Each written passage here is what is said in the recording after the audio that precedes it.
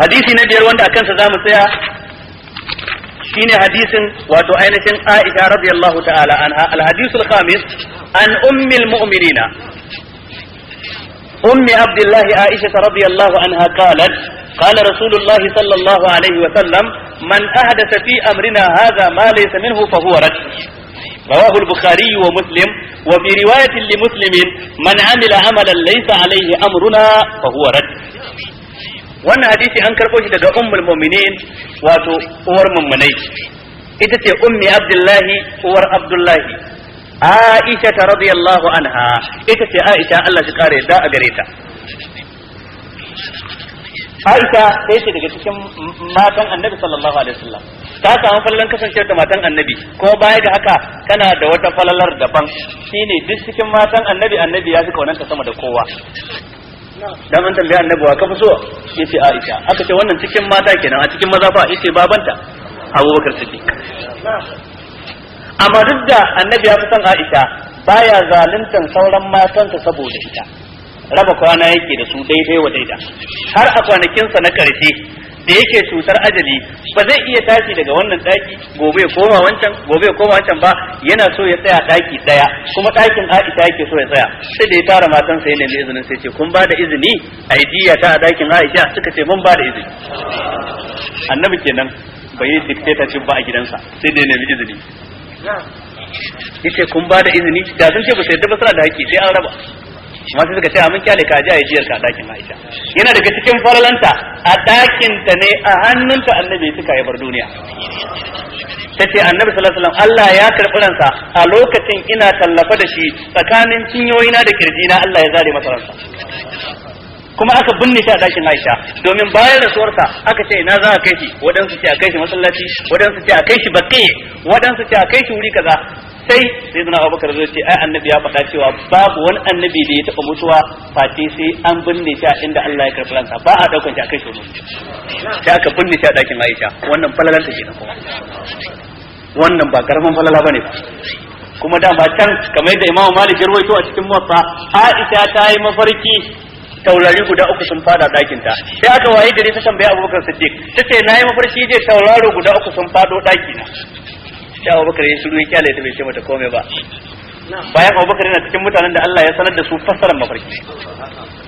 Da Annabi ya bar duniya haka binne shi a dakin ta, sai ya ce to wannan ɗaya daga cikin taurarin kenan, biyun suna tafi. Bakin ce taurari guda uku sun fara dakin ki ba, ga ɗaya ya zo saura biyu suna tafi. Ana nan sai sayyidina Abubakar kuma ya bar duniya, shi ma sai aka binne shi a dakin ta kusa da kabarin Annabi sallallahu alaihi wasallam. Aisha ta ce so nike in mutu a binne na a wajen. Sai kawai Umar dan Khattab ya yi komai da dan sako, yace yana neman falala in dai ya riga ni mutuwa yana so a binne shi kusa da Abubakar. Tace ba inda zan yi masa rawa, dole na amince. Nace in ka riga ni to kaga an riga ka ajiye ni, sai Umar ko ya riga ta mutuwa. Kaga wannan mafarkin ya tabbata, hadisin da nan cikin Muwatta na Imam Malik. Wannan duk ba falalanta bane ba kenan, a tsara mata maza wannan ga Annabi sallallahu alaihi wasallam ga mazajen da suka fi kowa cikin musulunci Abubakar da Umar da ina makabartar suna dakin ta. To wannan kadan kenan. Ana ce mata Ummu Abdullah ba dan ta taba haihuwa ba. Akwai yayarta mai suna Asma'u bint Abi Bakar, tana da da Abdullahi dan gidan Zubair ibn al-Awwam, ɗaya daga cikin mutum 10 da aka musu albishir da aljanna. To wannan dan shine Annabi ke jingina ma Aisha ya ce mata Ummu Abdullahi. Kuma daga nan ne malamai suka ce ya halatta mutum yayi alkunya ko da ba ya da da. Ya halatta ka zabi wani suna da kake so ka ce mu rinka kiranka Abu Ammar, ko mu rinka kiranka Abu Yasir ko Abu Khalid dan ka sanar Khalid bin Walid. Gashi ko kana kwanan shago baka riga kai aure ba, ya halatta ba komai. Duk masu hasaran zai su hasaran su, ya halatta mu kira ka in kana so daga yau.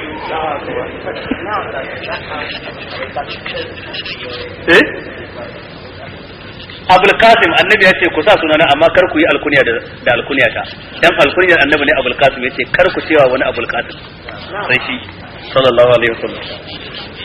قالت عائشة تتي قال رسول الله صلى الله عليه وسلم النبي صلى الله عليه وسلم ثبت غريش يأتي من أحدث في أمرنا هذا ما ليس منه فهو رد. من أحدث في أمرنا وندي كيركيرو في أمرنا أتكل لمرمو هذا ون اللمر النام الديني وند في كيركيرو ما ليس منه أبين دبايا تكنسا يزو توتا أشكي fa huwa raddun to za a mayar masa da kayansa. Kaga al'amru a nan gurin annabi na nufin musulunci fi amrina haza, wanda ya kirkiro wani abu cikin lamarin mu na musulunci, malamin sa minhu abinda baya cikin musulunci sai ka kirkiro ka kawo shi. Aisha ce annabi ya ce fa huwa raddun, sai aka kawo masdari amma ana nufin ismul maf'ul ne, yana nufin fa huwa mardudun amma sai aka kawo kalmar radd wanda tana nufin mayarwa, ba wai abin mayarwa ba shine ma mayarwar gaba daya. wa fi riwayatin man amila amalan, a wata riwayan daban ta muslim tace man amila amalan, wanda duk ya aikata wani aiki laisa alaihi amruna, ba umarnin mu akan wannan aiki fa huwa raddun, to wannan al'amari an mayar da shi ba za a karbe shi ba. Wannan hadisi shine kashin bayan rusa dukkan wata bid'a a ban kasa. Duk abin da yake bid'a ne wannan hadisi ya rusa shi. Abinda duk mutum ya gina shi akan bid'a Allah ba zai ba shi lada ba, dan ba ma za a karba ballan tana magana ba da lada, fa huwa raddun kawai aka ce. Kuma a nan gurin akwai waɗansu wanda za su zo wajen maganar bid'a sai su ce to ai idan ka ce kar ai bid'a yanzu kenan kar mu shiga jirgi, kar mu shiga mota, kar mu hau keke, kar mu hau mashin, kar mu yi amfani da speaker ko amplifier, kar mu yi amfani da dukkan wani abu kirkira, dan su ma waɗannan ababai bid'o'i ne a lokacin annabi babu.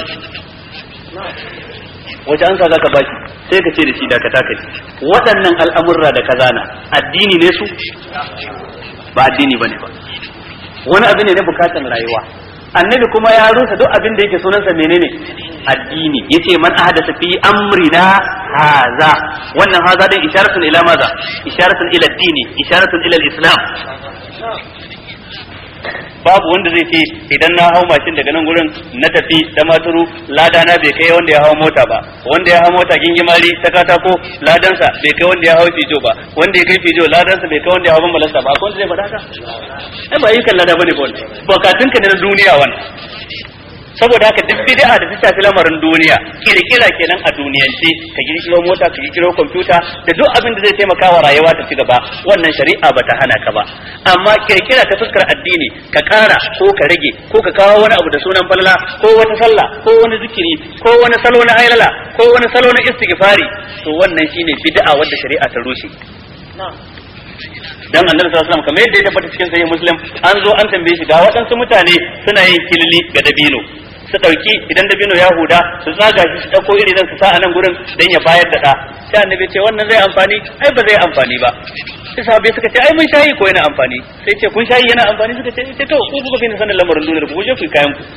Wannan ba halla bane ba istighfari bane, da haka ba sa jiran sayan annabi ya bada umarni kafin su je su.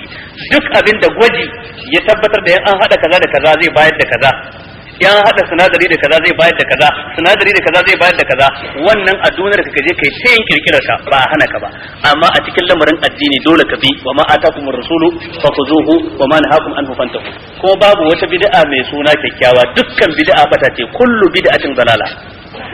Kar ka taba tsammanin akwai wata bid'a sunanta mustahabbiya ko bid'a mustahsana ko bid'a kyakkyawa, wannan duk raba-raba ne wanda ya fara kawo shi a cikin duniyar ilimi shine Izzuddin bin Abdul Salam, wanda ake kira sultanul ulama, a cikin littafin sa qawaidul ahkam fi masalihil anam. Sai shafi'iyya ne kuma. To a wurin sa Imam al-Qarafi ɗaya daga cikin malaman Malikiya yayi karatu, sai ya dauko wannan abu ya rubuta cikin littafin sa. To a cikin wannan tunda shi dan Malikiya ne, sai Usman bin Fudan Fodiyo shi kuma ya dauko cikin littafin wannan Imam al-Qarafi shi kuma ya sa anaji. To na faro maka daga asalin wanda ya fare, dan sai Usman dan Fodiyo daga karshe ya ciro daga cikin littafin wadancan.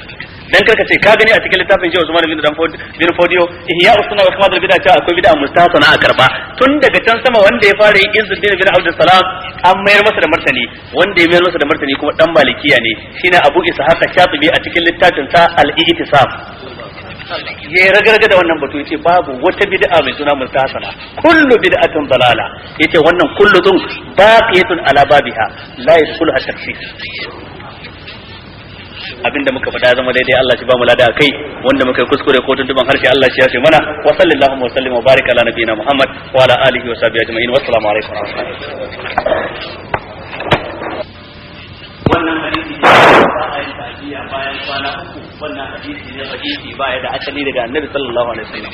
Wadansu malaman sukan yi kokari ma su ce a'a, wai idan har aka wuce kwana uku kace zaka kawo mutum taziya, to wai kuma kamar mutum ne ya ji ciwo sai ka zo ka fama shi, wai ya dan manta da mutuwar kuma sai ka tuna masa ita. Wannan duk tawili ne.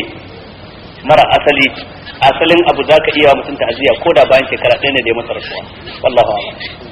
mai tambaya ta gaba yake ta ga malam dangane da fitar da aljani ne, shin akwai wani nasi karara da ya nuna haka kan cewa ana cire aljani jikin mutum, ko ko idan magana da mutumin mara lafiya yake wayya aka tabbatar da cewa aljani ne yake amsawa, ko kuma aljani ya ce a haɗa aya kaza a rubuta a haɗa da itace kaza in aka shafa a jikin mutum aljanin zai fita, kuma hukuncin wanda bai yarda da wannan magana ba. Abinda nake yin nasiha ga dukkan yan uwa kan irin waɗannan matsaloli shine bincike na ilimi kafin ka tabbatar da abu ko kafin ka kore shi. Bincike na ilimi ya tabbatar da cewa aljini na iya shiga jikin mutum, sannan kuma ana iya karanta masa Qur'ani ya fita. Wannan tun cikin azumi mun yi bayani akan wannan in ba ku manta ba. Sannan akwai hadisi daga Annabi sallallahu alaihi wa sallama riwayan Imam Ahmad wanda ya tabbatar da haka. Sannan ayyukan sahabbai da tabi'ai sun nuna haka. Har zuwa tabi'ina irin sai Imam Ahmad bin Hanbal. Haka kuma Ibn Taymiyyah yayi dogon bayani kan wannan a cikin Majmu'ul Fatawa kan yiwuwar shigar aljan a jikin dan adam. Kuma za a iya yin magana da shi a ji maganarsa. Saboda haka abinda kawai zan faɗakar a nan gurin da su waɗanda suke yunkurin fitar da aljan a jikin dan adam ta hanyar yi masa karatu. Ba duk abin da aljani ya faɗa bane ake gaskatawa, domin aljanu ubangiji ta'ala ya nuna galibin su makaryata ne. Galibin abin da za su faɗa ƙarya ne. Sukan yi kokari su ce an yi wa wani sihiri ga wanda ya wa wani sihiri din, to dole in ba waɗansu matakai kuka bi ba na gano haka ba za ku ɗauki maganarsa ba, don na iya sukan kawo irin wannan ƙarerayin don su haɗa gaba a tsakanin mutane. Ko su ce wani ya wa wani kaza ko wani ya wa wani kaza ya shayi masa kaza bai samu nasara a kansa ba, ko su kawo wani doka kai su baka kan cewa ba za ta fita daga jikin mutum ba har sai kai abu kaza, ko sun baka itace kaza ka hada da abu kaza. To galibi idan mutum ya bisa kan wannan shi kan sai sa ya kaucewa ta farki je ya shirka ba tare da ya sani ba. Shi yasa duk mutumin da zai rinka kokarin taimaka ƴan uwansa musulmi da aljan ya shafe su wajen ya karanta musu Qur'ani aljan ya fita, shi kansa ana so ya zanto yana da kyakkyawan harsashi dangane da fahimtar tauhidi da kuma karanta nassoshi na Qur'ani dangane da sanin yadda ake mu'amalantar wato aljan. Ku gane cewa yadda aka saukar da Qur'ani nan akan mu yi imani da shi, haka aka saukarwa aljanu su ma su yi imani da shi. Mu da su ba bambanci, shari'ar mu ɗaya ce. Ya iya wa aljanin da ya shiga jikin mara lafiya kafiri ne, ya halatta kai masa wa'azi ya musulunta. Ya iya wa mummuni ne jahili, ya halatta kai ilmantar da shi. Ya iya wa mummuni ne yana da wani bangare na ilimi ya jahilci wani, lalle ne ka tabbatar da ka ilmantar da shi a bangaren da ya jahilta, ka kuma faɗakar da shi. Amma kai ne ka san me ya kamata ka yi, ba ka sa aljanu yana baka direction din ka dauko abu kaza ka hada da kaza ba, dan galibi zai maka ƙarya. Galibin aljanu ƙarya suke yi cikin al'amuran da suka faɗa, saboda haka ba za a gaskata su ba. Amma masu inkarin fitar da aljanu to wannan mutane ne kawai da suke son su yi inkarin abu dan musu sani ba. Bal kazzabu bima lam yuhitu bi ilmihi wa lamma yati mutawil. Galibin waɗansu mutane in sun jahilci abu to wai dan kawai a huta da abin sai a tsare kai, saboda shi bai sani ba. In ka matsa mishi ba zai iya bayani ba, to tunda bai sani ba gara a tsare ta shi kowa ma ya huta. Ba haka ake ba dukkan abin da baka sani bane bai zanto babu shi ga shari'a. Me ka sani kai dan adam, dan abin da aka sanar da kai baya da yawa. To da haka ya kamata kai ma kanka adalci, duk abin da aka faɗa kai bincike, musamman in wanda suka faɗa ba su suka kirkiro ba. Kai kila ka raina wanda ya kawo maka fatawar ko ya kawo maka maganar dan kaga yana zamanin ka yana tare da kai, to kamata ya ka bullet tafan da ya ambata ka je ka gani shin abin da ya faɗa akwai shi ko babu kafin ka kare ta. Dan yadda na faɗa, idan kana so ma ka kare ta mutane, bincike za ka yi da ilimi, sai ka kare ta mutane da hujja kuma ka zauna lafiya. Ka bi asalin abu a ilmance ka tabbatar babu shi, ka zo ka kirawo mutane ka kira a gabatar da lasta, ka faɗi dalilanka na cewa babu wannan abin a shari'a, ka kalubalanci duk wanda ya ce akwai ke kawo shi. To idan kai haka ka ci gari. Amma haka ka koma gefe guda a ce ma ga hadisi ka ce ƙarya ne, ni ban taɓa karanta ba, to da baka karanta ba sai zama babu. To ci gaba. Da tambaya ta gaba yake cewa bayani ya shahara a bakin wasu malamai dangane da cewa akwai annabawa 123, manzanni kuma 313. Ina ingancin maganar nan? Abinda Allah ya bamu labari na manzanni su ne wannan adadin da ya zo cikin alkur'ani mai girma. Waɗancan maganganu kuma suna neman dalili a je a binciko dalilin da zai tabbatar da su. Da tambaya ta gaba yake cewa an ce idan aka yi jam'i a masallaci maimaita wani jam'i makaruhi ne, yace to sai suka shigo su biyu, kowa zai sallarsa ce ko kowa zai sallarsa shi kadai. Haka ayyukan sahabbai suka nuna. Annabi ya taba zuwa bayan garin Madina dan biyan wata bukatarsa, sai suka dawo shi da wadansu sahabbai, sai tarar an gama sallah a masallaci, dan sahabbai sun dauka yayin nisa ba zai dawo ba, sai suka yi sallah. sai annabi ya tafi gida ya je sallar sauran sahabbai kowa tafi je sallar sa shigo masallaci sun maimaita jami'i ba Imam Nasiruddin Albani ya tattara wadannan hadisi a cikin Tamamul Minna fi ta'liqi ala fiqh sunna na'am da tambaya ta gaba yake cewa wa ya fi iko rike mace lokacin da uwa da miji mata da miji suka rabu uban ne ko matar ce ba bambanci tsakanin ɗa namiji da ya mace idan an rabu tsakanin miji da matarsa uwa ita ta fi cancanta ta rike ɗa har sai in ta yi aure ne sannan wannan cancantar take kawa daga hannunsa ta koma hannunsa an gane ko saboda haka idan kuka rabu da matarka baka ce zaka je ka kwace danka ko zaka kwace yarka shari'a bata baka wannan damar ba sai fa in ta yi aure to sai ka je karbe in ba ta yi aure ba daga nan zuwa shekara 10 ita za ta rike yaro mace ce ko namiji sai fa in ka tabbatar cewa a hannunta wannan yaron zai salwanta bai samu kulawa ba ko ta fuskar abinci ko ta fuskar kiwon lafiya ko ta fuskar ilimi to anan sai ka bi ta hanyar shari'a ba kai ne zaka kwato ba sai ka bi ta hanyar alkali ya zanto hukuma ce ta kwata ta baka har kullum ba a son daukan mataki daga hannun ɗaiɗaikun mutane ana son daukan mataki daga wani wuri da yake hukuma ce saboda guje matashin hankali tsakanin wannan bangare na al'umma da wannan bangare na